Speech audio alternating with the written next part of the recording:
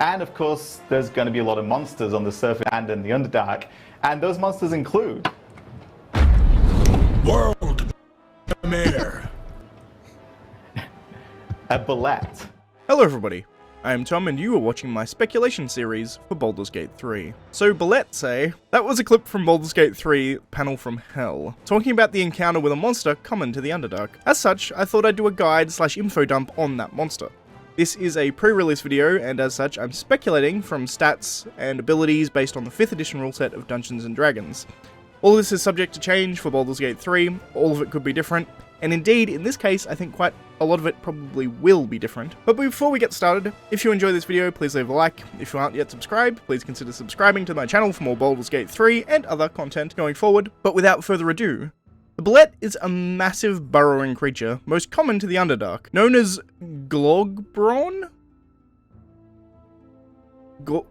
Gorglebron to the dwarves? I did my best for pronunciation here. There are far too many consonants in this word, like way too many. But to the more general populace, they're known as land sharks. They're jawsome!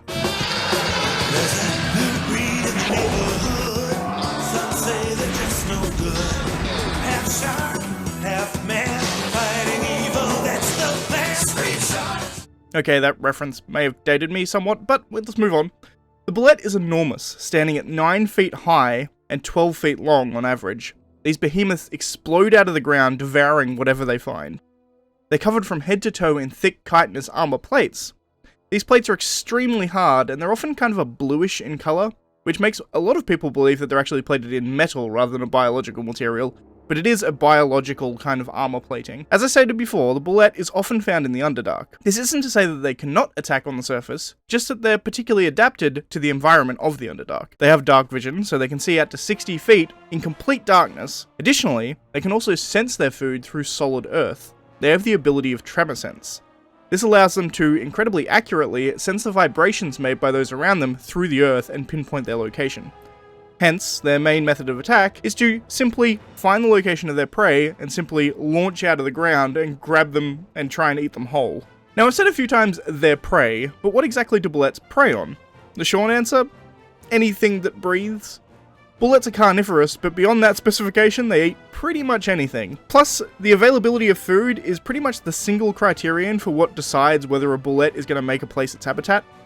If there's food available, it'll live there. If not, it moves on somewhere else. It is said that they dislike the taste of men and elves, but love the taste of halfling flesh. However, they often kill and eat their victims before they realise what they're even attacking, so this distinction never really makes much of a difference.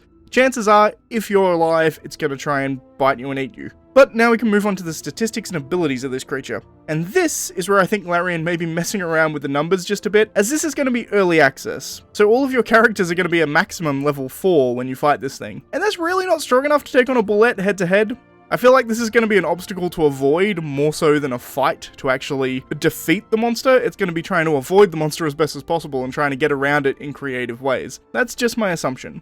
But first things first, the armor class is 17. This is very strong armor plating. For those unaware to D&D basics, to hit it and do damage, you need to roll at least a 17 on your attack roll. To put this in perspective, the average level 4 character is going to have probably a +4 on their weapon attacks, meaning that you need to roll at least a 13 or higher on the d20. So you're only hitting about 40% of your attacks on average, and assuming you do hit the Bulette, it has 94 hit points. Which is a slog to get through even for a whole party hitting all of their attacks. It still takes a while. Then it seems that fighting is probably a poor decision, so obviously, we should just run from it, right? Except the Bulettes have a movement speed of 40 feet, and this is why they're running or burrowing, so they have the same speed whether they're going through the earth or running straight at you on the ground. And this is about 10 feet faster than the average player character at level 4. There's a few exceptions here, some are a bit slower, some are a bit faster, but for the most part, most player characters at level 4 are going to be moving 30 feet around. The Bulette can move 40 feet around, so it can catch you. So how exactly are we going to get around this colossal challenge? Well, let's move on to the stats for this monstrosity. It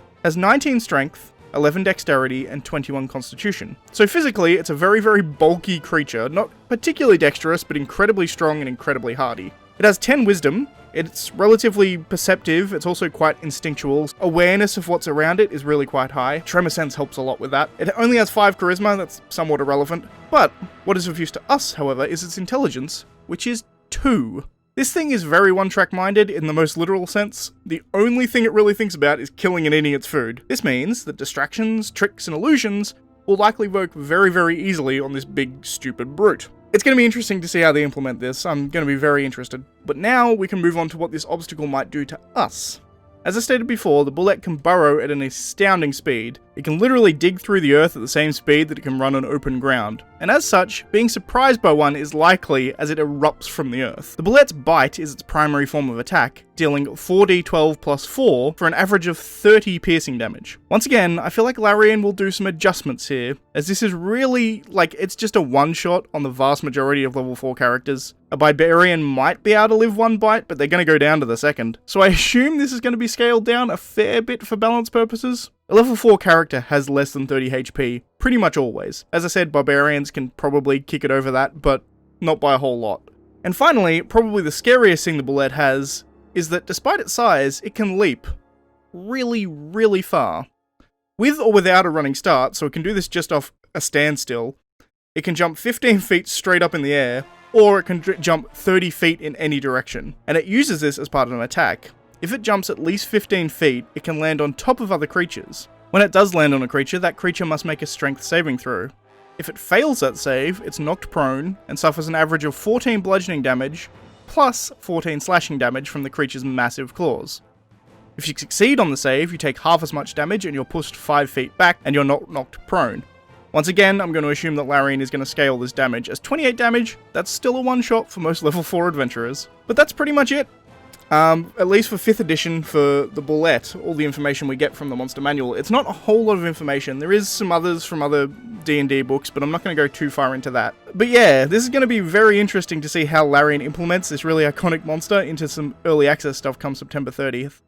It's going to be, an obstacle, to say the least.